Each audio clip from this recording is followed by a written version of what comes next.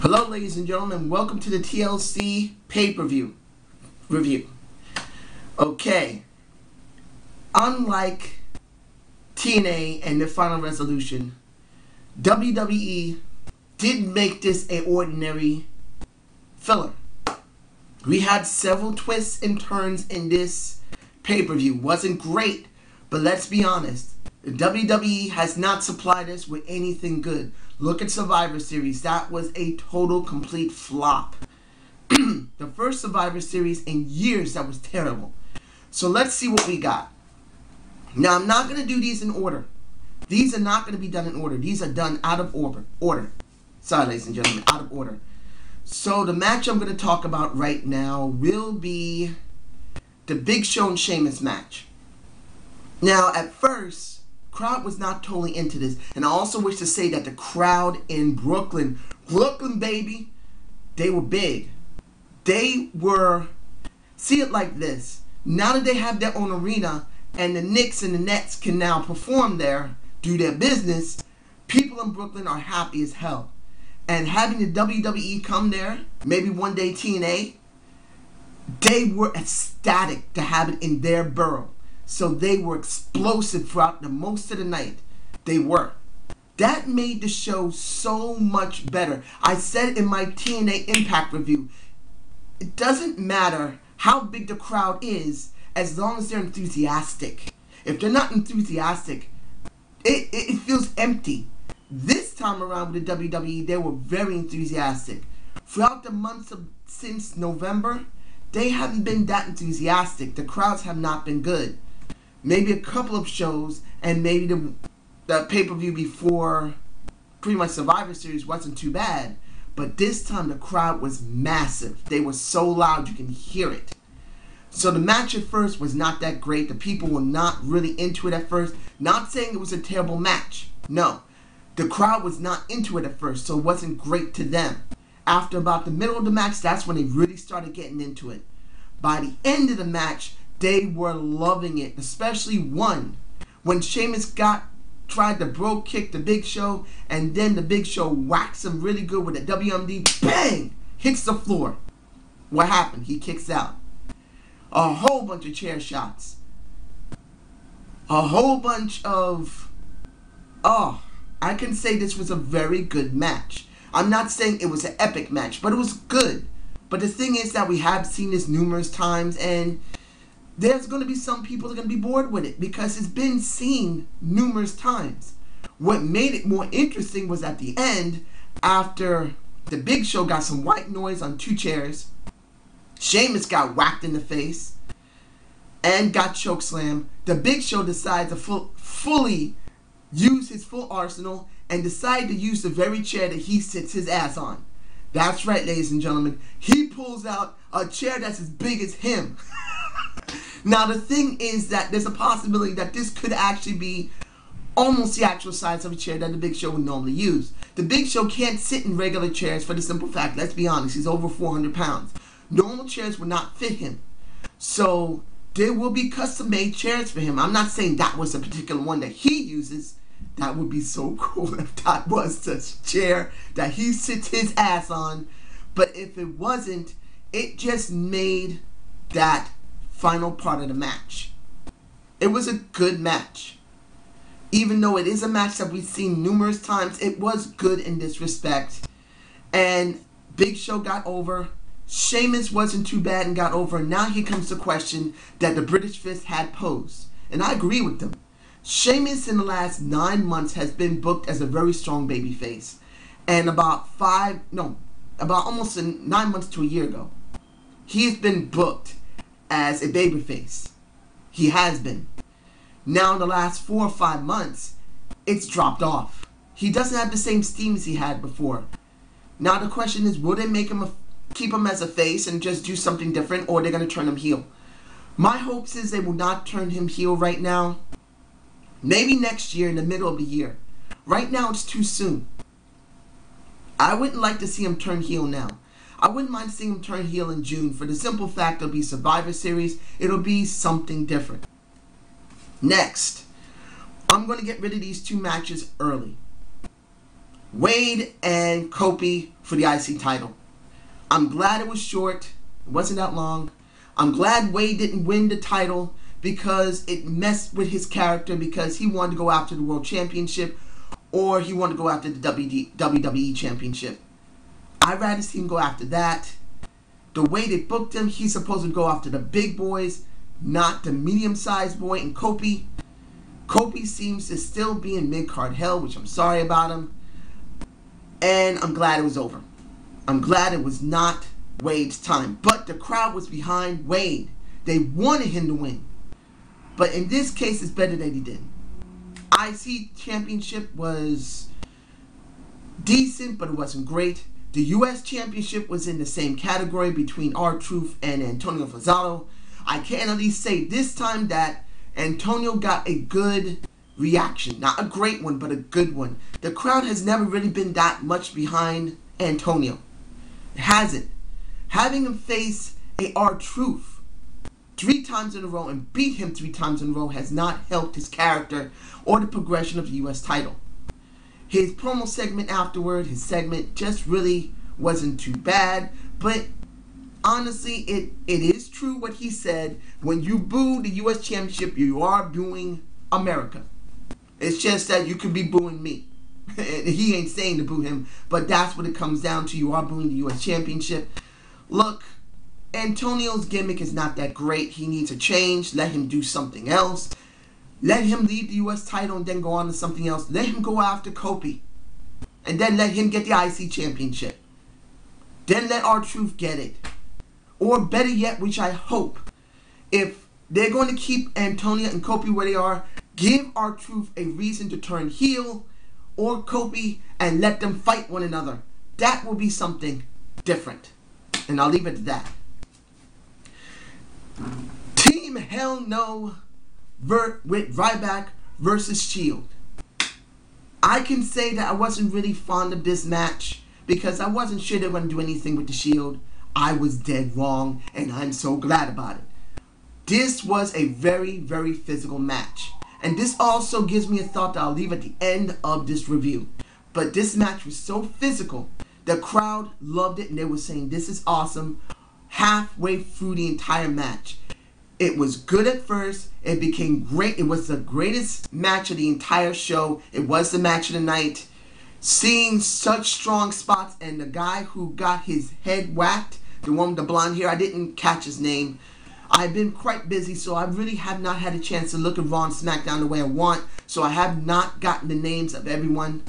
But honestly, they really did a great job here. And also, for Raw, because I didn't get a chance to do my Raw review or SmackDown, I've seen the video footage from SmackDown for the Shield. It made me think of ECW, the way they structured how they were holding the camera. ECW always said, and this is Paul Heyman, accentuate the positives, hide the negatives. The way they used the camera made me have a ECW thought. It was actually quite good. Giving them that raw, purely raw look made it more dramatic and impactful. So I'm glad to see the WWE is packaging their Shield faction well. And like I said, the match was very good. Seeing one of those guys, the blonde, half blonde hair, probably almost got his neck decapitated. Hopefully he's alright. And Daniel Bryan was extremely over with the crowd. I agree with Mr. Parkin. I'm shocked. From last year, he was doing nothing but jobbing and having basically the Money in Bank and almost doing nothing. To this was very good. I'm very impressed. Next, the Miz TV segment with 3MB. I'm glad they still have 3MB going. I'm surprised about the twist that happened during the segment when 3MB basically starts going after the Spanish commentary team. I do agree with both Mr. MJ and Mr. Parkin that pretty much ADR is a much more stronger person than Sin Cara. Sin Cara has messed up severely his character over the last year. He has not panned out, and I've said this many times in many of my reviews since I've started, that he has not panned out like Triple H and the WWE has expected. He hasn't. So seeing him get something about, get some real good exposure in this case, it's obvious he's going to become a face or a betweener. I don't think he's going to be a real face. I think he's going to be in betweener. When 3MB went after the commentary team, Ricardo Rodriguez steps in, and I believe that Ricardo's going to put ADR over. He's the one that's going to be his conscience. That's how I feel about it. Having someone as a conscience really makes it work. Look what happened with Festus and Jesse. In a sense, that's what's going to happen. You're not going to see Festus type character from our ADR going, who is Doc at the time, right now, in TNA. But Jesse was his conscience. He's the one that tells Festus what's right and wrong. And basically, Ricardo Rodriguez is going to be doing that. He's the one that's going to be really in the ear of ADR and tell him, look, we really need to do this. This is the right thing to do. This is what I believe is going to happen. Now, the match later in the night with 3MB, Miz versus Miz, ADR, and I thought when they said they're going to get that person there, I thought it was going to be JTG. I was hoping no. I didn't think they were going to stick Zack Ryder out there. I thought they were going to get JTG. Since he is from Brooklyn, his music is Brooklyn, Brooklyn. No. Thank you. Oh, thank you. Whoever came up with this. Steve Lombardi, the Brooklyn Brawler. I was ecstatic. I screamed my head off. Yeah! I was doing that. I was so happy to see Steve Lombardi. Anybody can say, you can look at my, who is the better mid-carder? The one who will not be named, and Steve Lombardi. I said clearly Steve Lombardi had way more potential and was way over more than the other one who is the one that will not be named. He is. I'm telling you right now, if anyone ever thought the Brooklyn Brawler was boring, remember he did Doink and he did Kimchi. And the commentary team and JBL said, oh, I always love Kim G and Doink. He was doinking Kimchi. He said it clearly. The Brooklyn Brawler has never been boring. Yes, he's a mid-carder. Yes, he jobbed. But you know what? It was perfect. Steve Lombardi deserved that. He did. He's worked for many years. He's served the WWE well. He's worked with John Cena in his, remember, 5 Questions with the Champ, Brooklyn Brawler. Remember, every time when John Cena cursed, he said, Brawler. I always loved that part, even if the 5 Questions with the Champ was crazy stupid. It was still funny, and Steve Lombardi being involved with it, I loved it, and I'm glad that he won with the Boston Crab, or as they would call it, the Walls of Jericho. I am glad. If anyone else did not like it, I don't care. But if you have your thoughts about how the Brooklyn Brawler sucks, leave your comments below. I don't mind hearing about it. But if you're the type of person who had never seen the Brooklyn Brawler, he's always been a character that was fun, even if he never won. That's what it was. Now, Rogue Scholars versus Sin Cara and Ray. I didn't expect Ray to job here. I expected Sin Cara to job. Cody's mustache was over.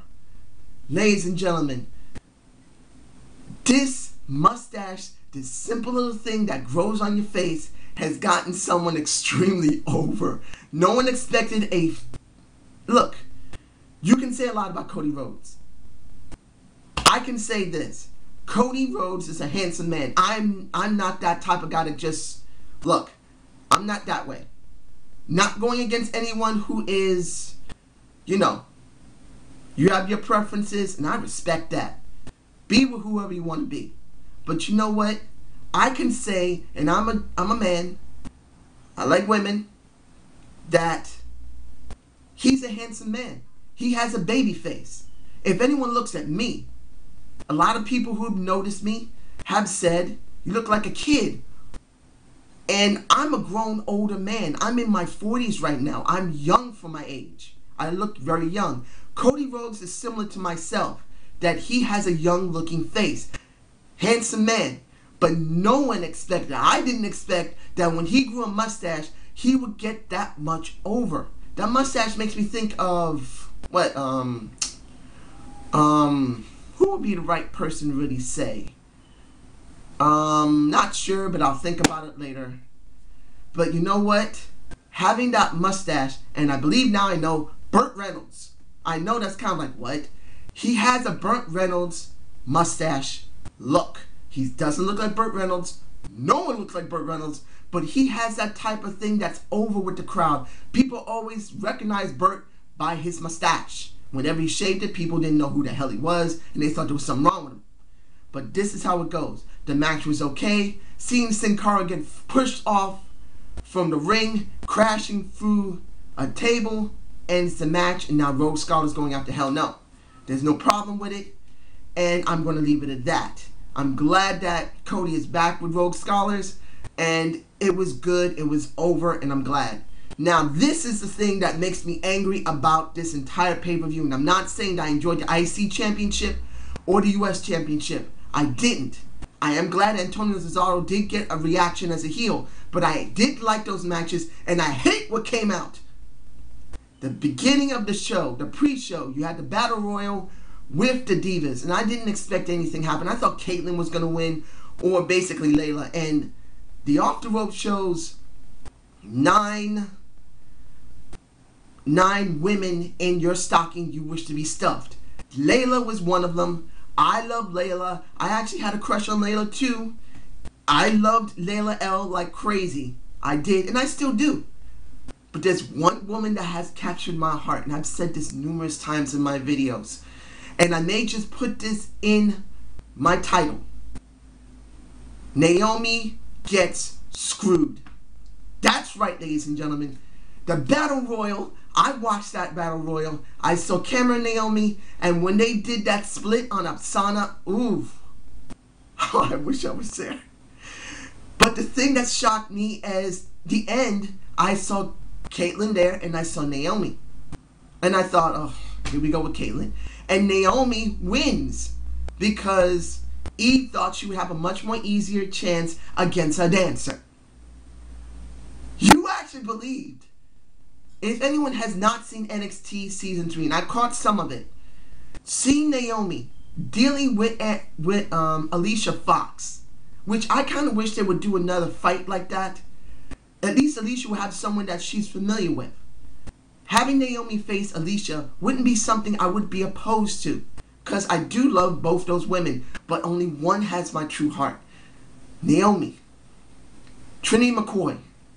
She won the Battle Royal. The one thing I was looking forward for the entire night was to see Naomi be in a pay-per-view match. Yes, that's the only thing I cared about. That's the only thing I wanted to see. Not saying I didn't mind seeing The Big Show and Sheamus. Didn't mind seeing Hell No and Ryback versus The Shield. Naomi was what I wanted to see. And they only let that damn thing last 3 minutes! Motherfuckers, that's not right. That's not right for my woman. And particularly Eve wins. Naomi put up a good fight, but the thing is that they didn't let her go all out. Maybe it's because they didn't want her to leave the Funkadactyls. And they showed Brodus Clay at the end with Cameron right by his side watching Naomi. And I was ecstatically happy to see that. But seeing her lose broke my heart. My baby deserves better than this. They could have stuck someone else there. They could have put Abzana there. They could have put who? Rosa Perez there. They could have put Layla there. They could have put even Natalia there. To job. Naomi, I feel like I want to rip someone's head off. I don't like it that my woman got treated bad. That pissed the hell out of me. Damn it, she deserved better than that. Either she shouldn't have got the shot at all, or to win. No, wait, I take that back. I take that back. She got exposure. This is the first possibility for her to actually go off and do something separate. I'm not saying it's going to be done now. Honestly, there's a good chance nothing will happen. And that'll hurt my heart. Because she deserves exposure. She's that good of a wrestling athlete. Yes, she's a little sloppy because she doesn't get the opportunity to do anything. She doesn't wrestle, she dances. But she has something that's appealing. That split she does in the ring, damn it. She's what I love. And I'm going to leave it at that. Okay, the last match of the night. I think I've already done... No. John Cena and Dolph Ziggler. Just in case I didn't say anything. I'm just saying it now. If I did, sorry, I'm repeating myself, ladies and gentlemen. But John Cena and Dolph Ziggler is a question mark here. You see, it wasn't a bad match. It was not a bad match at all. The question here is this. Now that Dolph has won, and now that AJ screwed John Cena, where do they go from here? I actually thought at one point that Dolph and AJ might be together. Never said that in any of my videos. For the simple fact, I thought that would make no sense, particularly how they're structuring the show. That they had to go all the way with John Cena and with AJ. But the way this is, the way that Dolph looked at her and her looked at him, it makes me think that maybe she was talking about Dolph. And they're hiding it very well. Now, I'm not sure this is true, and it's probably not. But if it is, it would be a very interesting twist. I'm not saying it'd be a great twist. Let's be honest, this storyline sucks. But they got to do something. And the question now with John Cena, what do we do with him? I don't know what they're going to do with this man. Essentially, he has not been turned heel. He has no one else to challenge right now. He's already faced Dolph Ziggler a whole bunch of times, and now he's lost to him on the pay-per-view. What's left? The best option is either let John Cena take some time off, or stick him with somebody that he can do something with. He can't do anything with CM Punk because simply that is The Rock's job now. Ryback hasn't turned heel. And unless John Cena is going to turn heel, it's going to make no sense. So what the hell do they do with John Cena now? And what are they going to do with Dolph? Is he going to do a face turn now? That's a question. Is he going after the Big Show? Because his Money in the Bank's almost up. It is. The Money in the Bank's nearing its end. Now, if he doesn't cash it in on someone, it was completely useless for this. We already lost with John Cena with the Money in the Bank for Raw. If Dolph loses the Money in the Bank in SmackDown, what was the point of even having Dolph win it in the first place? He's got to win it from somebody. He's got to. So what is the question here? Unless he's going to go and try and get the Raw title, which is the world title, not the world title, but the WWE title, what comes now? This is a really big question. So how do I rate this video? A B minus. It's above a C plus easily. It doesn't have great things in it, but let's be honest. The last 3 pay-per-views for WWE has been horrible. So this is better than anything they put out in the last 4 months at least. So the last thoughts I have, since I've given my thoughts here of my rating. Look, ladies and gentlemen, the WWE, and I said this clearly after the elections in November, it's desperate. This pay-per-view clearly shows how desperate they are. You see, the way their talent worked this pay-per-view, obviously they were told, we need to pull out all the stops because TNA, even if they're not doing as great as us with money, has been kicking our asses in the ratings. We need more.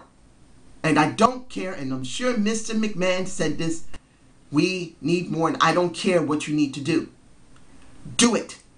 So these guys, and you saw what happened with Shield versus Hell No and Ryback, they went all out.